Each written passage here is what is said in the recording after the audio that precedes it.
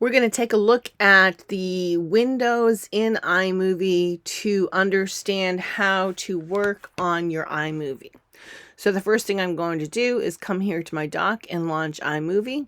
Your other option is to go here to Finder, Applications, and find iMovie from there. Here we are. It brings us to the Projects section of iMovie. And here's the movie that I created yesterday. But I'm going to create... No, I'm just going to go ahead. I'm going to go ahead and edit it here. We're going to click on this, double click. And now this is where it gets a little strange. I'm in the iMovie that we created day one, edit in iMovie. But it takes me here to all events. I don't have any events right now. And we're going to circle back to events. Events is a place where you can store all types of media, QuickTime movies, photos, etc., and be able to access them from any one of your projects. So a project is the same as a movie in iMovie, but the events are different. So I'm going to click up here, and we can see here is the QuickTime movie that we imported in the last video.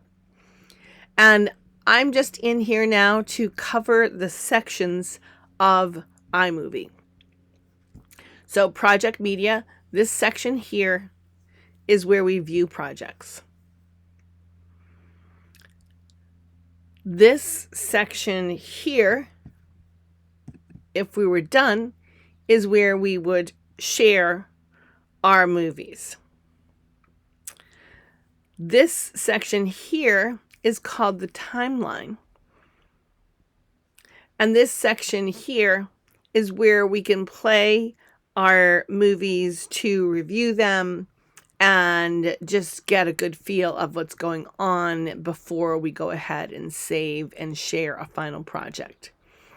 So those are the main sections that you need to understand. This is the projects button.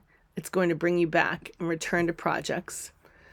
And so I'm going to create another movie at some point, and I'll click create movie there, or I can just go ahead and double click to open the movie that we already started.